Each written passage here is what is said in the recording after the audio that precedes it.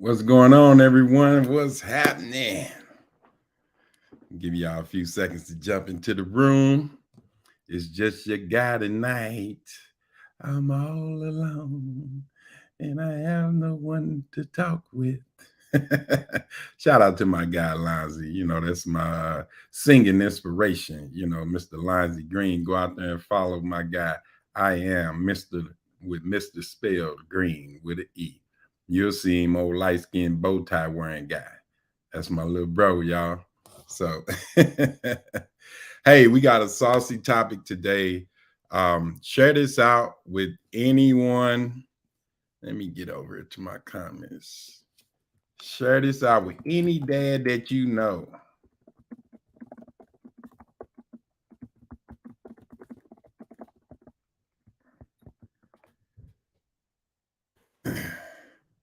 So shout out to YouTube, my Facebook folks out there.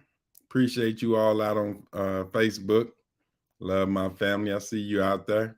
So, hey, I want to jump right in, you all, because I got 30 minutes before my next meeting. And I definitely want to give you all what you came for. It's something near and dear to my heart. So I want to explain to you all something about Mr. WTF, Coach E, that you see on the screen.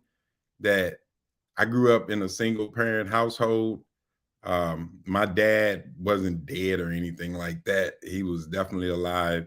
And he was very abusive to my mom. So we basically skipped states to get away from my dad when I was little. I was born in Chicago and we skipped states and moved to Missouri. So I grew up without a father. I was the oldest of all the boys of my mom. So I took on that role for the most part of my life. Yeah, we had some stepdads that, came about, but really I looked up to myself. I had nobody to look up to when I was younger.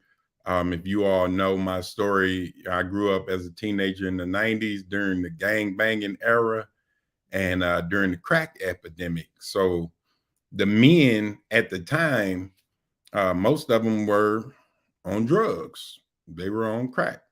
And I don't hold that against them because they didn't know what it was. They didn't, it's a lot of things that go into that, you all. But your guy ended up getting into a lot of trouble because I didn't have that father figure around. And once again, the ones that I did have around were trying to buy crack for me. So how you gonna respect that, And I respected it to a degree. I never just humiliated them or anything like that, but I couldn't look up to him anymore. I used to look up to him when I was a kid, and it was like, man, who do I look up to? The only people that were out there were drug dealers. So let's fast forward. I just wanted to give you all some background on Mr. WTF. And one of the things that probably the only thing that I learned from my dad was never to leave your children. I don't care what the woman does, says, if she moves, you still have rights as a father and you still have responsibility as a father. Because if not, you end up with kids like me at the age of 18 in prison with a 20-year sentence, begging for a father figure, begging for somebody to look up to, begging for somebody to say, hey, man, you can go after your dreams. I didn't dream much when I was in the hood, when I was in poverty as a teenager. All I wanted was some money. I was so used to being broke that I said, I'm never going to be broke. My mom broke her back working laborious jobs. I said, I'm never going to do that either. I couldn't stand school. It was boring. I got my GED when I was 16. I never made it to a high school. I got expelled in the middle school, went to juvenile and got my GED. Now, again, let's fast forward it because this movement right here, you all, is so near and dear to my heart because the dads out here, yeah, I'm talking to you. If you're a dad, even if you're doing great things as a dad with your children, they have friends, they have cousins, they have other siblings that might not be your bloodline. You need to be a daddy to them too. You need to be a father to every child that comes your way. No matter what the age, they need to see you and say, yeah, that's a dad right there. Like, we need to take pride in that. And for whatever reason, and again, look, I know what happened. I know what happened in the 70s and the 80s with the welfare system, and it broke up the homes. They gave the women free housing, but you couldn't bring a man in because if you did, you had to pay rent. I know the whole story. I lived it. I know what Bill Clinton did in the early 90s with the prison rates. One of the worst presidents in history, in my opinion. But Bill Clinton came out with the 3 strikes. Bill Clinton came out with the prior persistent. Bill Clinton came out with the 85% rule that touched me as an 18-year-old without a dad that got into some trouble and ended up with a 20-year sentence. And in my crime, no one was physically harmed. I'm sure emotionally they may have been harmed. So I'm not trying to say that I was innocent by no means. I'm letting you all know we get what happened. We get all of the built-in excuses that we've been having up to this point why dads have not been stepping up. And you mothers out there, you all have been holding it down, doing the best you can with these young men. But ladies, I'm going to tell you something. And this is coming from a son of a single mother.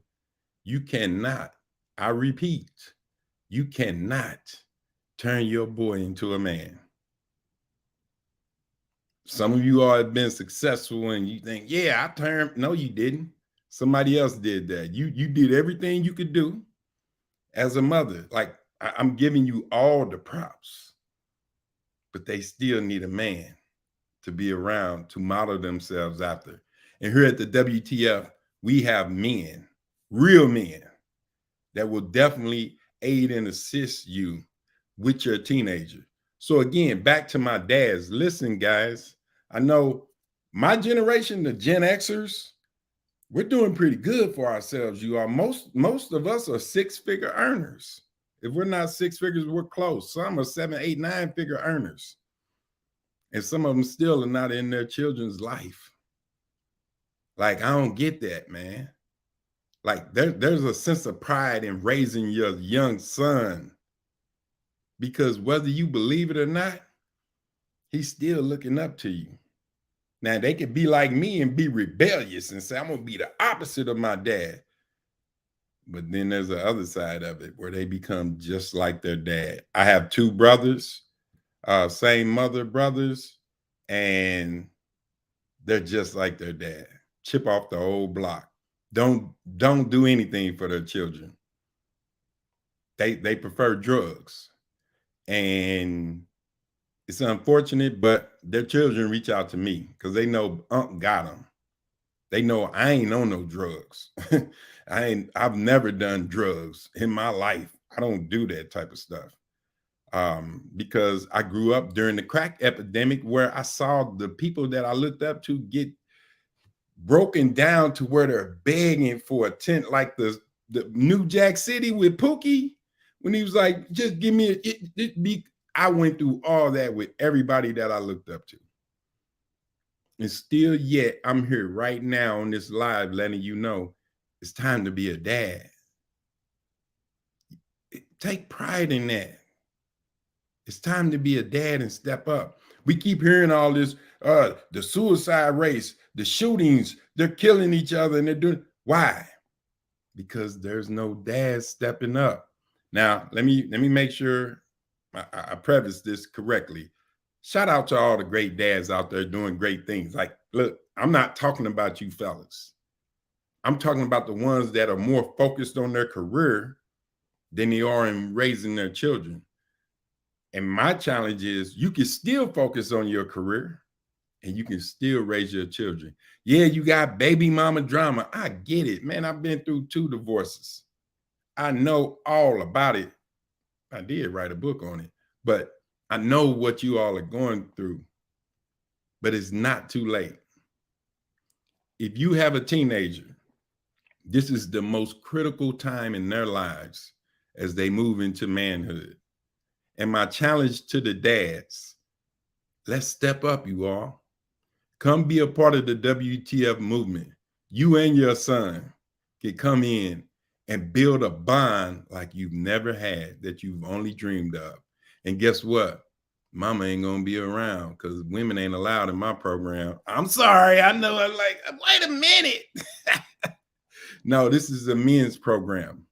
and we focus on teenage men and their dads. We want to build that back because this is breaking us down, you all. This is why we don't have a sense of community.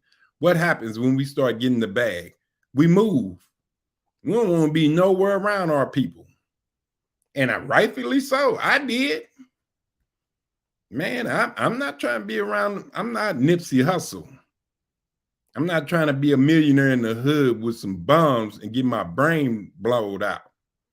Like, that's not cool to me.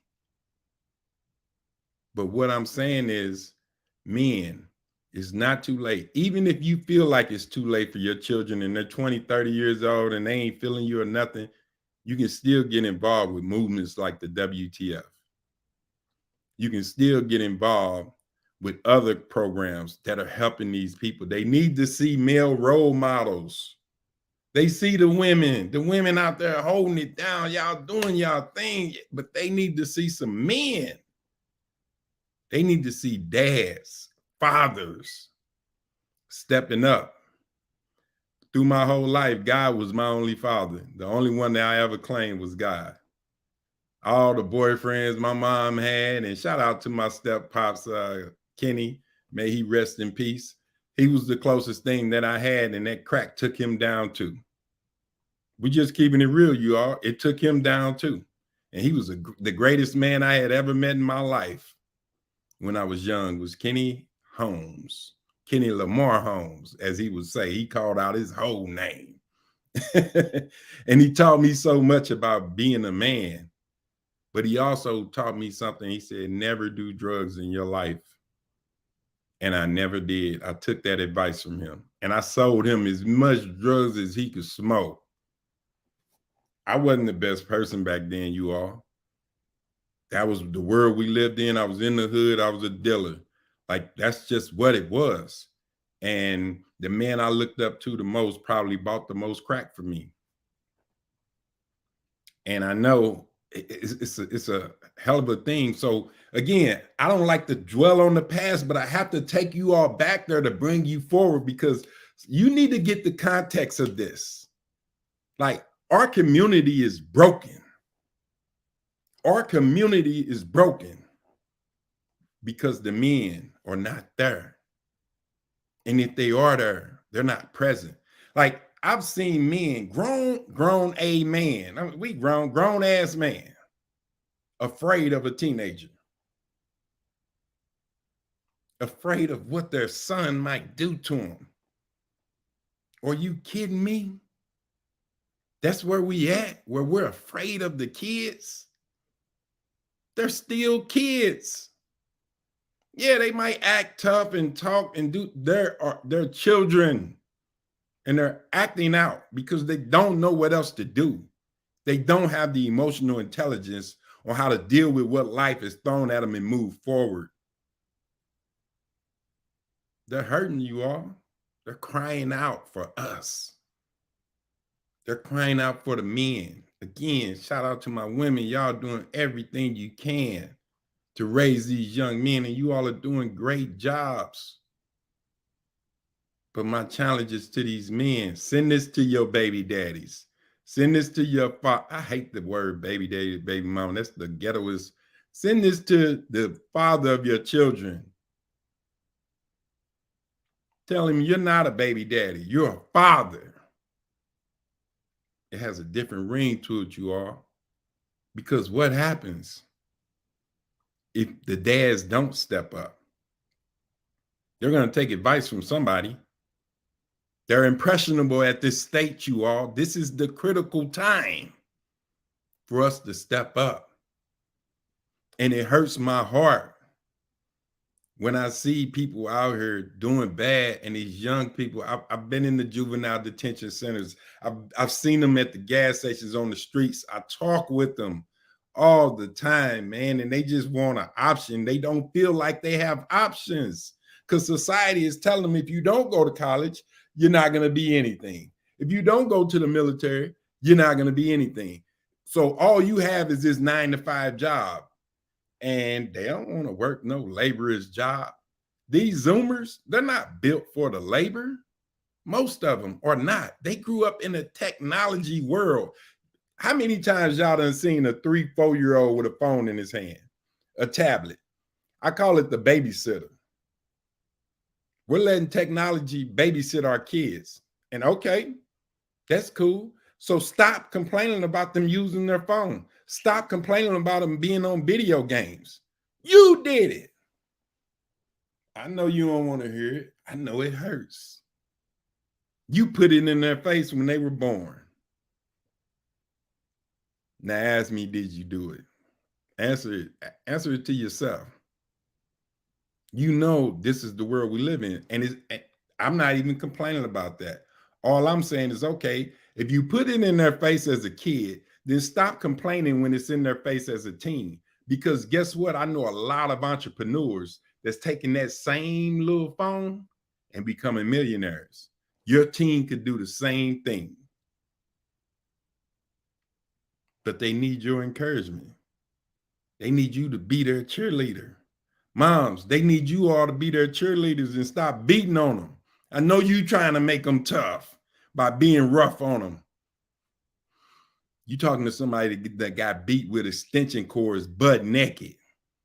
It didn't change. I was a badass kid after getting beat. I'm talking about my mom gave me my first and second black eye. Rough. And all I wanted to do was not get caught. That's all that corporate punishment. Them beatings just made me where I made sure I didn't get caught again. And then I got too big where mom whoopings didn't even hurt no more. Man, come on, give me this so I can go back outside. That's old school. That's your old programming. And people justify that with the Bible. Spare the rod, spoil the child. That gives you the right to beat them. Did it give you a right? Did it give them a right to beat you when you was in slavery? Did they use the Bible then? Yeah. You can find a whole lot of quotes out of the Bible that people take out of context to justify their wrongdoing. It's wrong, you all. I ain't never beat one of my kids. Maybe my daughter. I might have got my daughter a couple times. I was a different person back then. You know, I was fresh out of prison and I was dealing with my old programming. My junior, never. I ain't never put my hands on him and never will, because that stuff does not work. You cannot beat them into becoming a man. You're going to beat them into being distant. You're going to beat them into bitterness to where now they're angry. They're getting beat on. They're getting punished at home. And all they're doing is crying out for your help, not for your discipline. Let me say that again. They're crying out for your help, not your discipline. Why do you think the suicide rates are up, you all? Let's talk about it. Y'all, I know you don't want to hear this. I've dealt with children talking about suicide. And we worked through that. And they're not talking about that anymore. But what about the kid that had no one to talk to, but some dum-dum on social media telling them to do it? What if the only person they had to talk to was you and you're bullying them? I did it. You probably did it too. It's okay. We're not perfect. Here's how you bully your children. And I want us to stop this as a people. My generation, the millennials, the Gen Xers, stop doing this. Stop comparing. You're bullying your kid. Yeah, I said it. You're bullying your kid by comparing them to how you were when you were that age. Look, the world is different. We didn't grow up with the internet. So how can we relate to what they're talking about? They didn't grow up where gas was 80 cents a gallon, a dozen of eggs, 89 cents. They didn't grow up when the money was low, when it was survival mode, because you never knew where the next dollar was coming from. They didn't grow up with that. Why? Because we as parents that went through that whole survival mode through the 90s and the early 2000s and 80s, we made a vow that our children were not going to go through that. So we focused on our career. We worked 2-3 jobs sometimes. And we made it where money wasn't an issue. So good job. Money's not an issue now. But your child's still talking about suicide. Why? They don't have the problems we had. Our problems were all revolving around money. We solved that now. Why are they still talking about suicide? Why is your house still broken?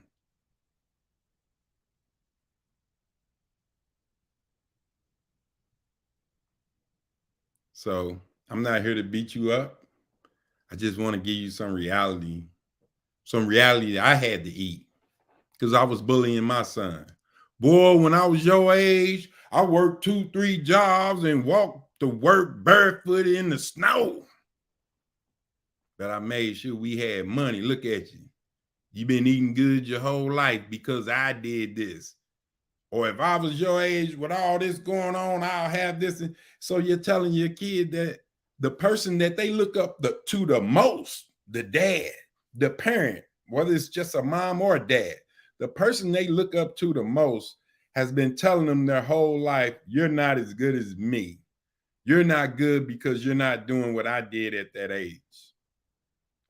And you wonder why they have depression and anxiety at 13, 14. We depression.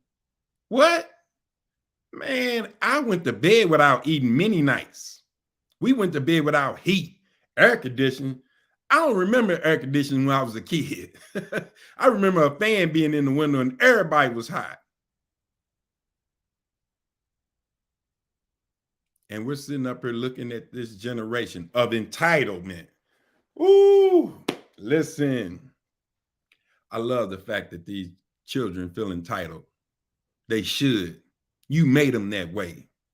Now you want to beat them up. They ain't earned nothing. They don't have to earn nothing. This was their birthright, and you gave it to them. Tell me I'm wrong. You set it up when they were born. I'm going to make sure my child never has to suffer, never has to struggle to have. And they didn't. You did a good job again. And now you're lost. You're thinking, hey, I did all of this for you. And why would you consider killing yourself? Why would you consider killing someone else? We don't understand. I got a little understanding of that. Accept the difference, you all. Accept the fact that your children are different than you. I don't care if they look like you, talk like you, they're different. They live in a different world than what you did. They're raised in this digital world. And here's the beauty of all of that.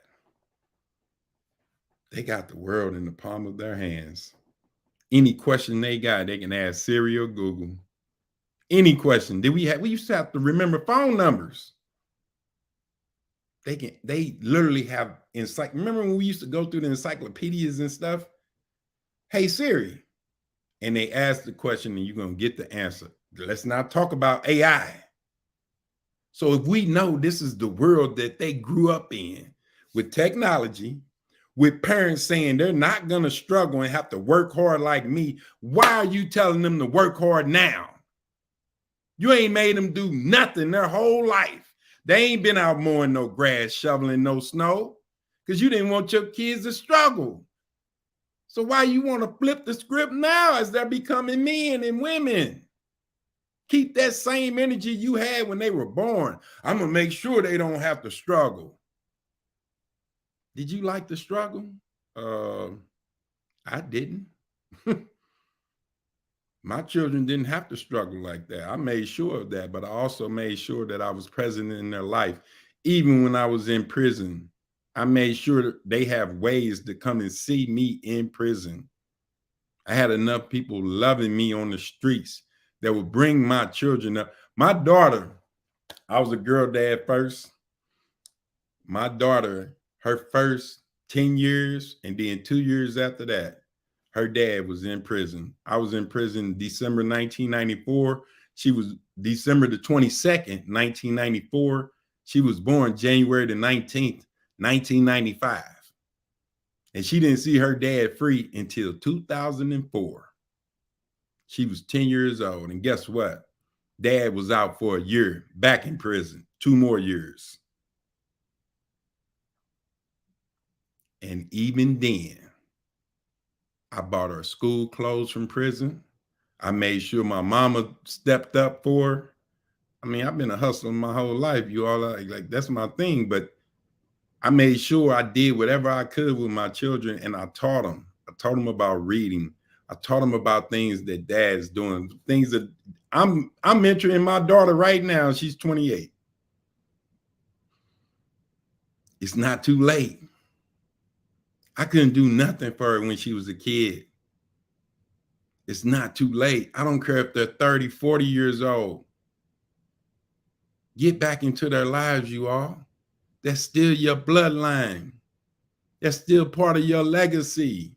And if you don't have children, there's a child next door that could use your advice, that could use your smile, just a smile, to let them know it's okay. We're going to get through this. Whatever digital world, whatever AI is doing, whatever is happening with inflation, the government, whatever's going on, we're going to be good. And tell them that, encourage them. They need your encouragement. Even if you can't guide them, just encourage them, give them a pep talk. Say, don't say, man, you crazy for doing that. Don't do this, don't do that. Look, we tell our children 80% of what not to do. And normally when we tell them what to do, it's what we want them to do. How many times have you asked your child, what do you want to do? If you could do anything, what do you want to do? You'll be shocked at what they might say. They may not say anything because they're looking at you like, who is this person that cares about me? You ain't been caring about me the last few years. As I've been moving into puberty and becoming a teenager and dealing with all these different emotions and things that are going on, you've been at work, working 10, 12 hours a day. You come home to eat and go to bed. I was that guy when I was in college. 2 part-time jobs, full-time college. I wasn't there. And you cannot change that. But what you can do today is step up. Get involved with groups like the WTF, who focus on these teenagers, the castaways, the ones that don't want to go to college or the military and don't have that laborious 9-to-5 work ethic. They wasn't raised that way. What do they have now? They have the internet. And guess what? Millionaires are being made every day on the internet, you all. So the same thing that you're criticizing them about, you're only criticizing them as they become older, because when you needed a babysitter, when you needed them to shut up, what'd you do? You put that technology right in their face, didn't you? I know you did. And some of us are still doing it. And I don't see nothing wrong with it. But don't be a hypocrite, because you looking at your phone just as much as they are. Well, I pay my bills. Ooh, what, you want a trophy? We live in this society where we get these participation awards. Dads are saying, well, hey, at least, I laid my seed down. I get a participation trophy. Yeah, yay, good job. Man, please. My brother up under me, who I don't speak to at all, once told me, I said, bro, that's your daughter over there. He said, well, some of them just ain't gonna have no daddy. Live in the same city his whole life, their whole life. Some of them just ain't gonna have no daddy. Let's not be that person, you all. Let's be better. That's all I'm asking. I'm crying out. Now I'm crying out to everyone. Step up for these teenagers. I know you out here being an entrepreneur. You're probably working a job at the same time. You're busy as can be. But if you carve out 5 minutes, 10 minutes, and just have a discussion with them, not a quick, hey, how was your day? Oh, good. Okay, cool. Now we're in our devices. No, I'm talking about sit down and have a conversation.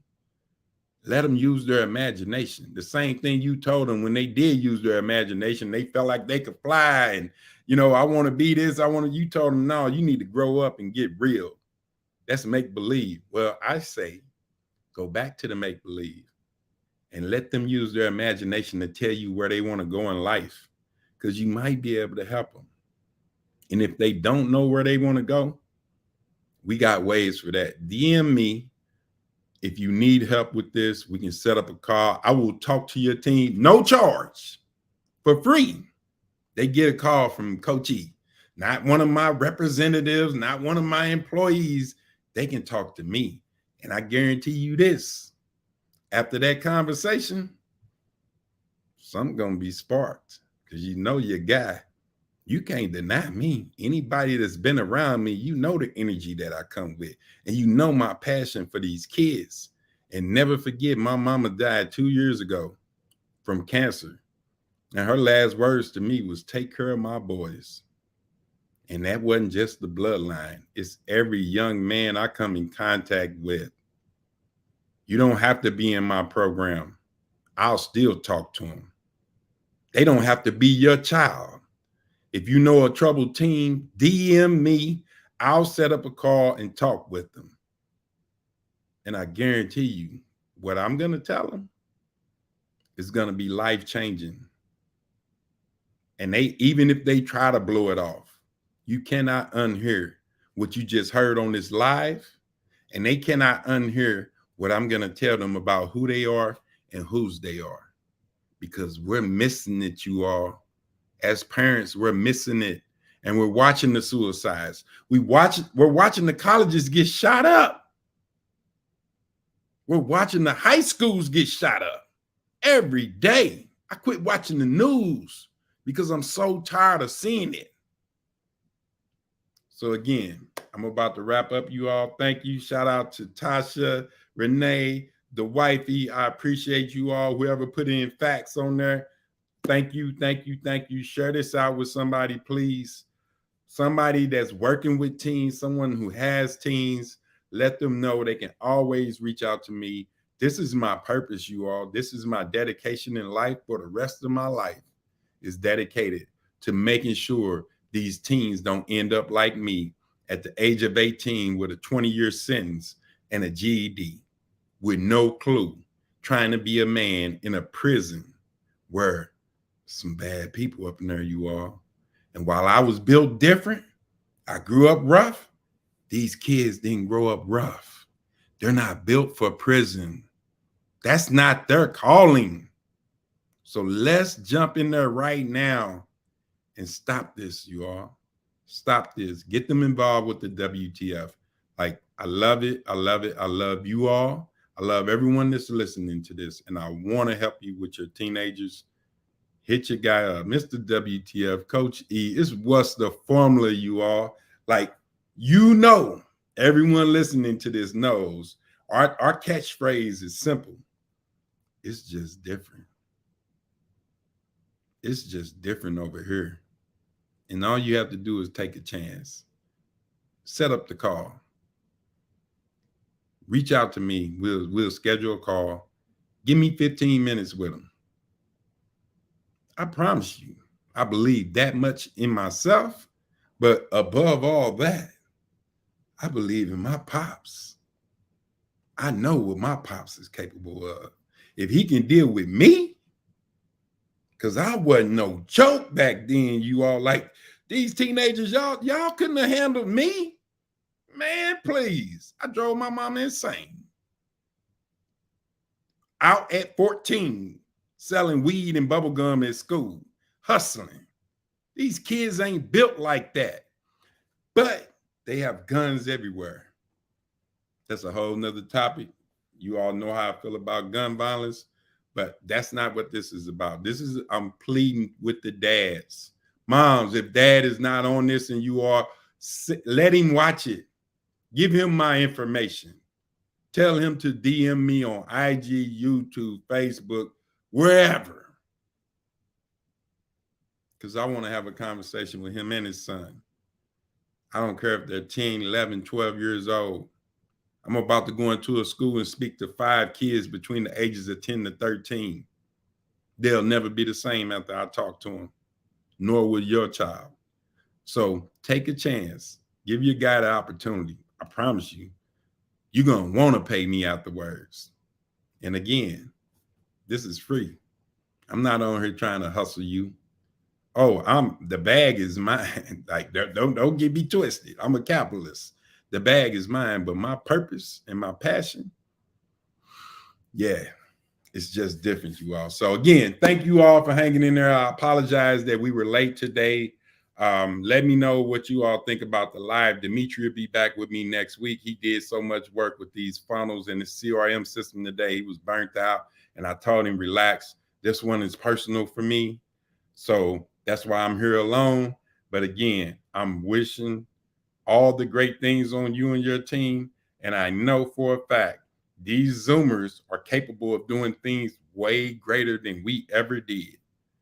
They just need our encouragement, and they need us to guide them to where they want to go, at least point them in the right directions, and stop criticizing them and comparing them to you at that age, because it's a different world, you all. I can't say that enough. But all right, I got to jump on another call. I'm already 5 minutes late. So, hey, I love you. I love you. I love you. Keep doing what you do. It's all about being successful, you all. It's just different. Peace.